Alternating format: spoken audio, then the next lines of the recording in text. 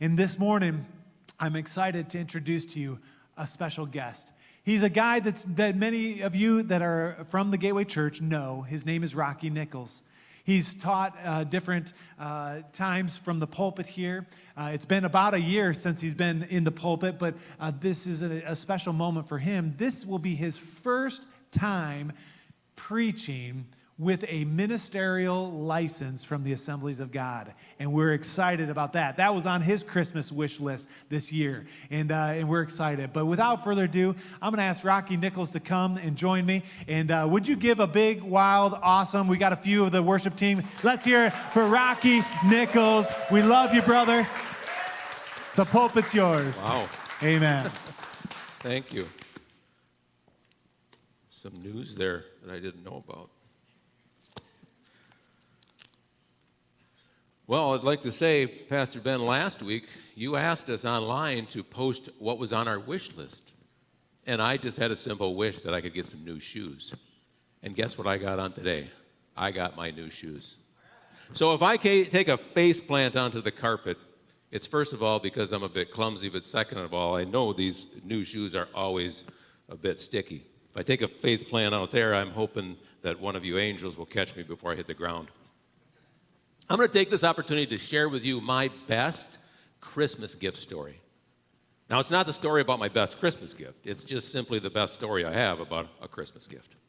1968, I know exactly the year because it was the only year they made and sold this item. It was Christmas morning, a typical 1960s Christmas room, the old real live tree with the big thick lights and the cords all over, real tinsel. My two older brothers were in the room. We had all got our gifts. We were opening up way too many things that we didn't deserve. And I see a delivery truck pull up outside. 1960s, stores were not open on Christmas. Everybody closed. What's going on? Guy walks up to the front, knocks on the door. My mom goes out there, and I'm listening. It's the Herpelsheimer's delivery man. Now, if you've ever seen the movie Polar Express, they fly over Grand Rapids, and they look down, and they say, Herpelsheimer's. Well, that's a long story all by itself. But it was the Herpelsheimer's delivery man. And Mom put something on layaway because it was out of stock or whatever. She really wanted me to have this special gift. She came walking into the room, and she said, Rocky, there's one more for you. Now, imagine my two older brothers thinking, the kid always gets something special. Well, Mom walked over to me with this box wrapped in plain brown paper. I was not too excited because I like the fancy paper, wrapped closed with string. I opened it up, ripped the paper, and I pulled out this box, and I immediately knew this was something special. It said, Noah's Ark playset by Marx. Opened up the box, and I pulled out these beautiful little hand-painted tiny miniature animals. Even at the age of 10, I knew quality. Well, I packed it back up and I stuck it up on a shelf. Occasionally, I would take it out and I would just admire what was in that box. When my friends would come over, we'd take it out, set it up. As time went by, piece by piece, it disappeared until I was down to just the plastic ark and Mr. and Mrs. Noah. Shared that story with my kids over and over. One year, my son said, Dad, why don't you go buy one on eBay? Hey, I buy all kinds of stuff on eBay. Never thought of that. So I go over to the computer and we type in Noah's Ark toy. Zoop. There's about 10,000 choices. Well, I got to narrow it down here. It was a playset. Noah's Ark playset. Type that in. Zoop. There's still like 1,000 of them. All big ones, little ones, all different kind of stuff. Okay, I got to narrow this down. It was in the 60s. So let's put vintage 1960s Noah's Ark playset by Marx. Whoop. About 15 choices, and I saw the actual little toy animals on there like I had. But almost everyone had the same experience. They had lost all, and there was just a few left. One of them said NIB, new in box. Could it really be? So I go on there, and sure enough, they have all the packages are still unopened in the plastic. I thought, wow, I have a chance to get that my one great gift that I got back in 1968. And it was going for like $15 at the time, and auction was going to end at 2:30 that morning. Wow, what's the chances of this? So I thought, I'm going to type in 25 bucks. Boom, hit send. All right, cool. 25 bucks for this little box of plastic. Then I thought, what if there's somebody as crazy as I am who might spend over 25 bucks? So I thought, oh, okay, I better think this over. I'm gonna risk $50 on this little thing. So I typed in $50. Boy, there might be a millionaire out there who just wants his boyhood toy. All right, $75. I can't imagine anybody being that crazy, so I'm going to go 75 bucks. Hit send. I went to bed, slept like a baby, and woke up at 5:28 without an alarm like I usually did way back then. First thing I did is I ran right out to the computer because I wanted to know how much I actually spent on this thing. Typed it in, boom, went to my summary for my own page and opened it up and said, "You have been outbid." Are you kidding me? I put 75 bucks on there. $452.17. $452. And why the 17 cents for this little box of plastic? I knew then I would never relive that moment. Now, the part of the story I rarely tell people, some years later, it was Easter weekend, and the family was all around, and we were just kind of watching the games and stuff like that. I thought, I'll see what's on eBay, and I typed it in there. And, eBay has this way of knowing what you're looking for, and it popped up on the screen, Noah's Ark play sets. I thought, I wonder what they're going for. Oh, I forgot to tell you. I did a search on previous sold items. They typically go from $500 to $1,200 a piece. Way out of my range. So anyways, on Easter, I'm looking at this, and here's one for sale, new in the box, $100. And nobody's on eBay on Easter weekend, apparently. Nobody's bidding on it. So I typed it in. I won 125 bucks. And a week later, I got my 1968 Noah's Ark playset. I opened it up just to be sure what was in there.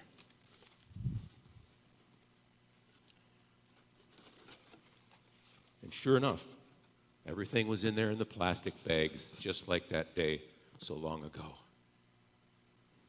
And then I thought, well, if I open up the bags, it loses its value.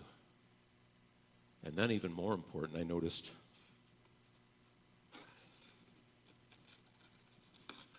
the joy wasn't even in that box. The joy was on my mother's face when she gave it to me 52 years ago.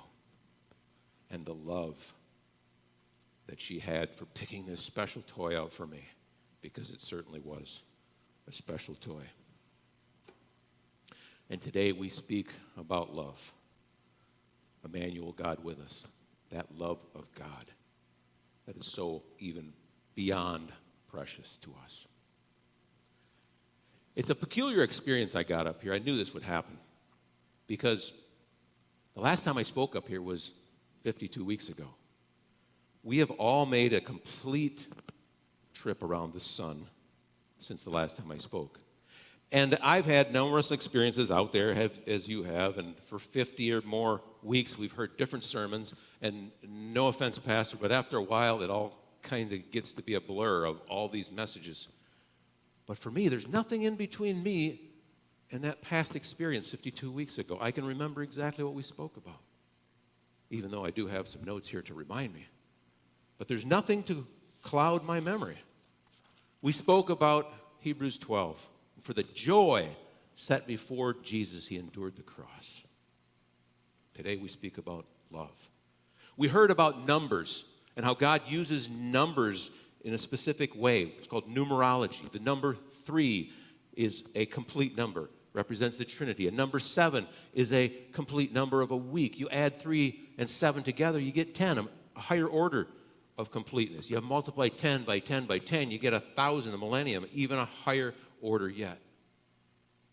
We reviewed how God works in blocks of time in different ways. And we talked about last year or this year, 2020, as being a significant number and perhaps a significant year. We even all came forward and prayed that God would make this an impacting year in our life. Look what happened. He sure did. Today we stand on the threshold of another significant year, 2021. And in numerology, that one means unity or new beginnings. Could we ever be at a more ripe place for unity and new beginnings?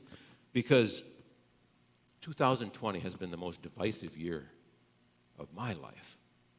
Our nation is divided. Christianity is divided, even to a level, our church, we have a little bit of division amongst us as well. Jesus prayed in John 17 that we would all be as one so that the world would believe. We need to ensure that that happens. 2020 is the most appropriate place for a restart. But how do we start fresh? Well, let's go way back to the beginning and see what happened. When God made this beautiful creation perfect and then sin came into the world. What happened? John 3:16 happened. For God so loved. And that's how we start again. By love. This gift of love. Immanuel. God with us. For God so loved the world that he gave his only begotten Son, that whosoever believeth on him shall not perish but have everlasting life. I suggest we need to look at that deeper than we superficially do.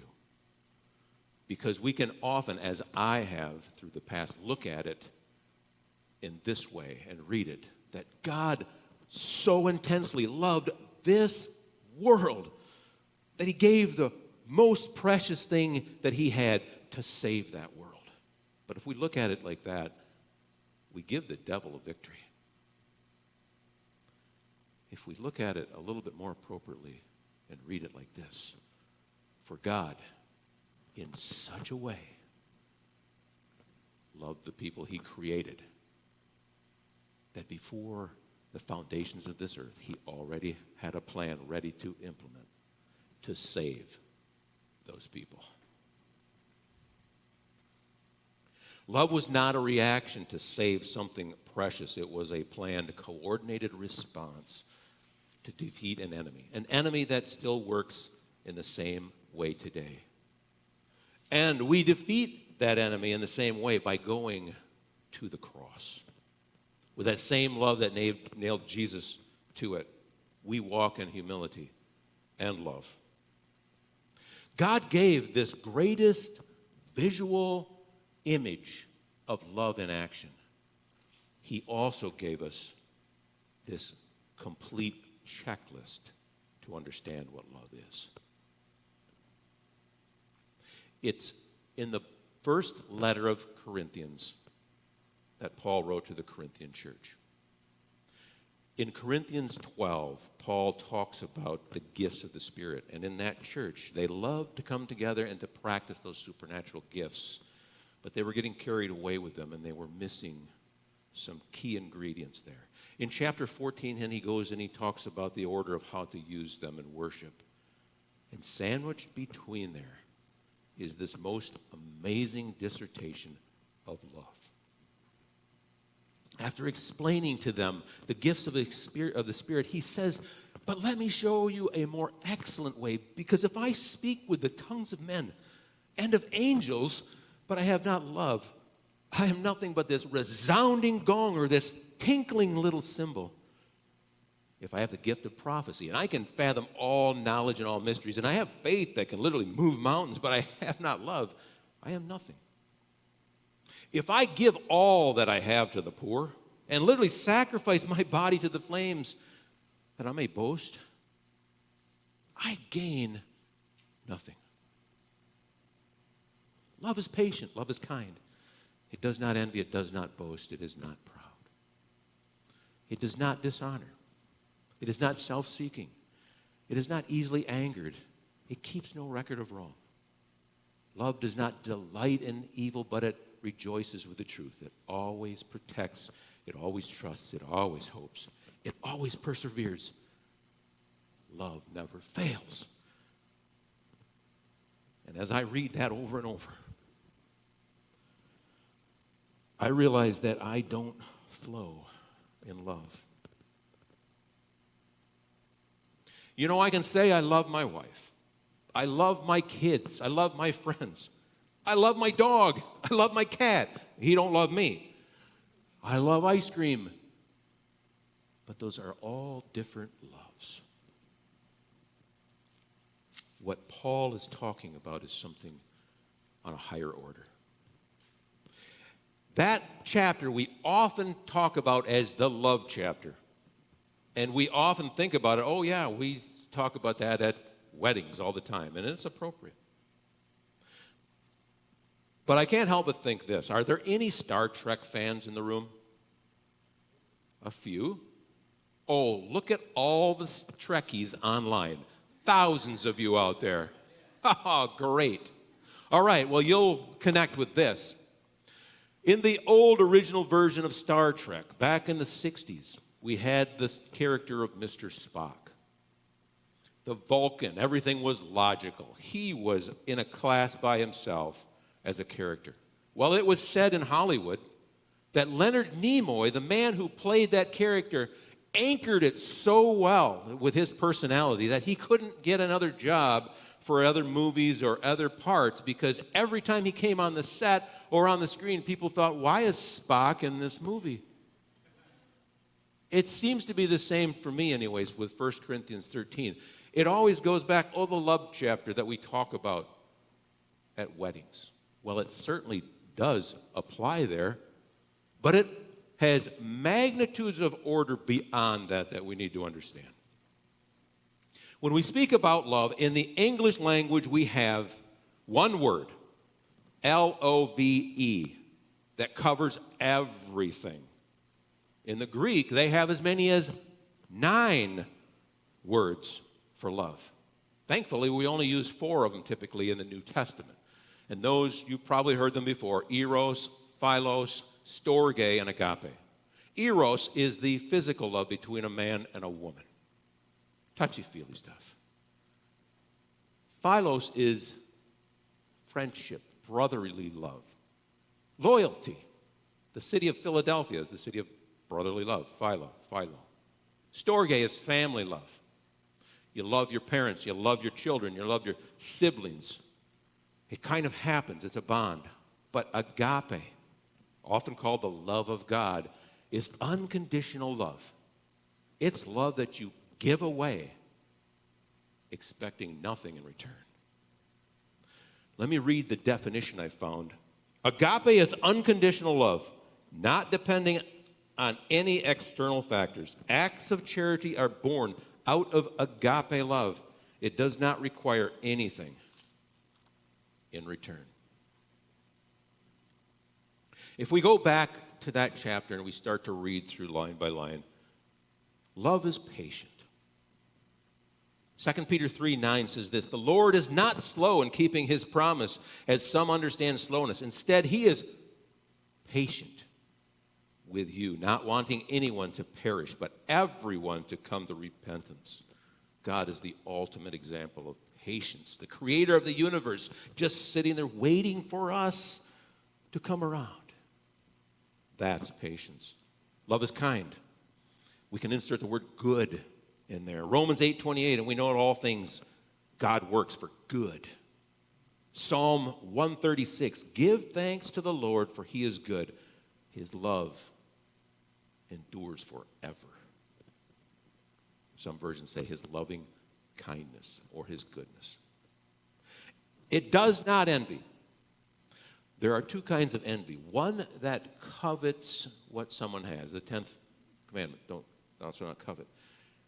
And there's another one that begrudges people because they got something that I really deserved. Love does not do that. Love follows what Galatians 5 says, but I say, walk by the Spirit, and you will not gratify the desires of the flesh. The fruit of the Spirit, love, joy, peace, patience, kindness, goodness, faithfulness, gentleness, and self-control. If we have those things, they'll push out envy. It does not boast. Agape love will always be far more impressed with its own unworthiness than with its merit. John 1:27 talks about John the Baptist, who said, "There's one coming after me whose sandals I am not even worthy of tying." Of all people, he could have boasted. He didn't. It is not proud.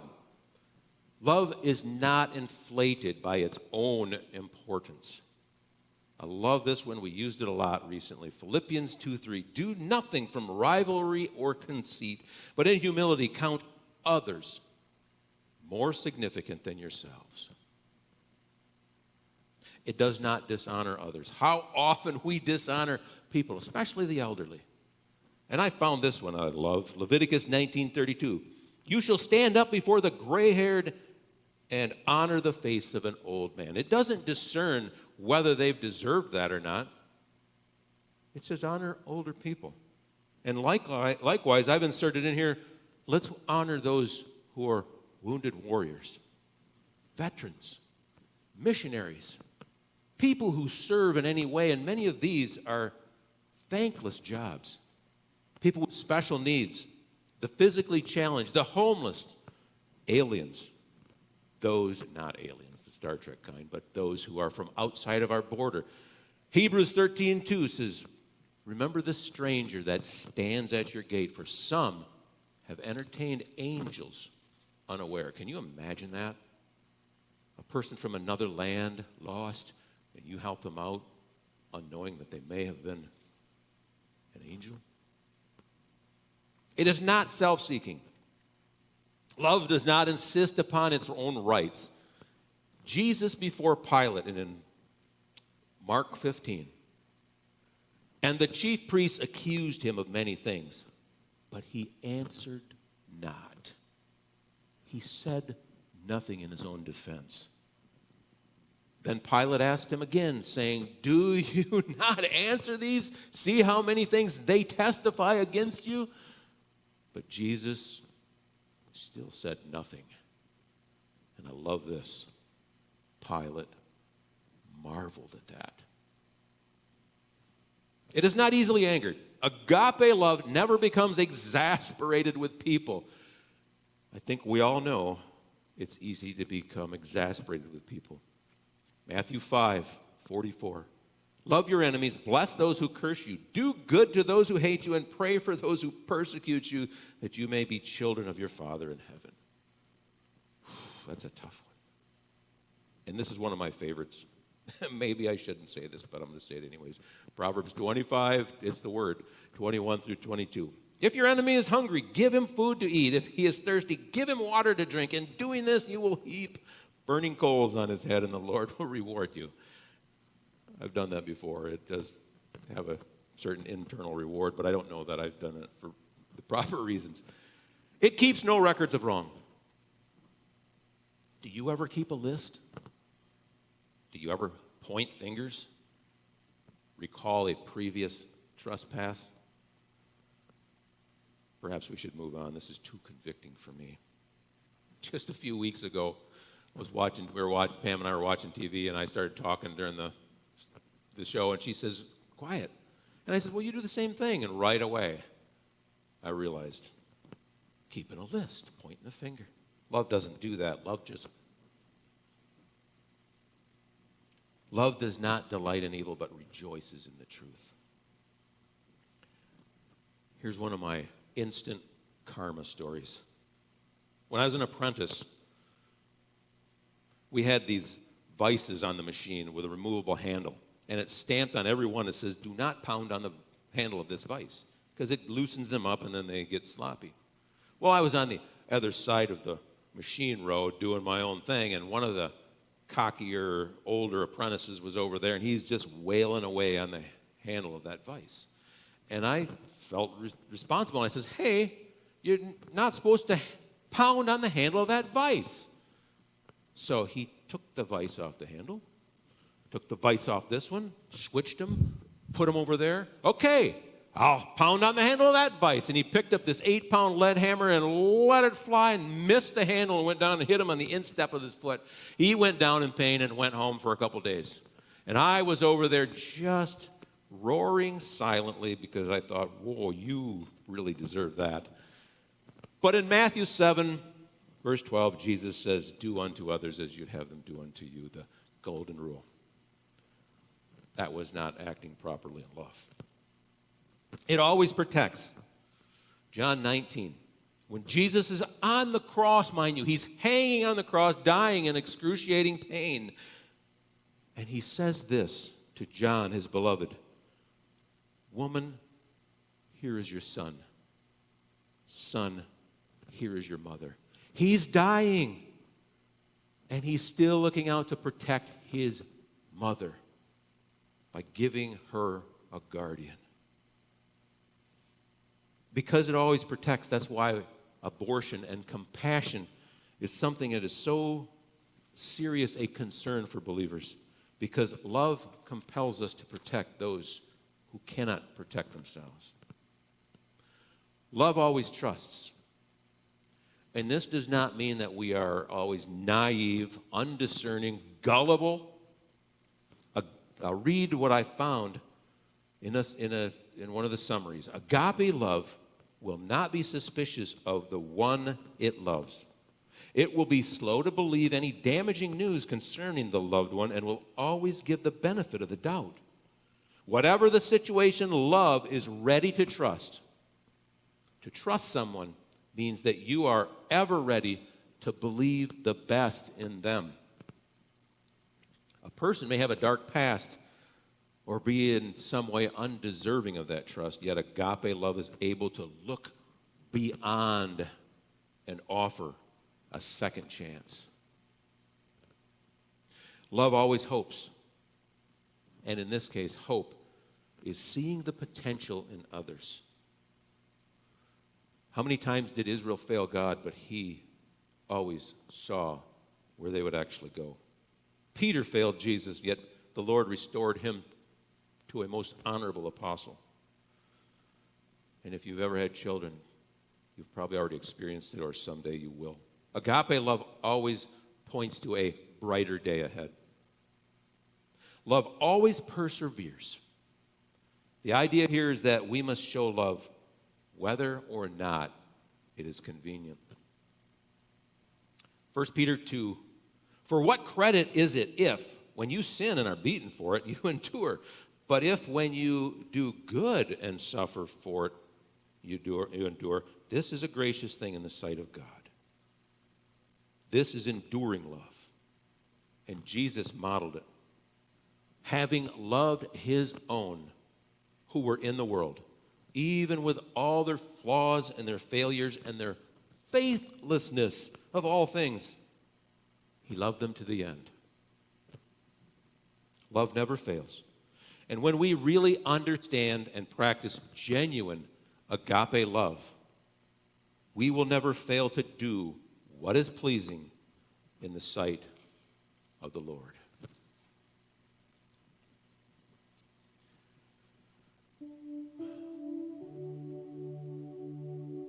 We are finishing up on perhaps the most impacting, trying year of our lives. And I would say we probably miss many opportunities to practice true agape love.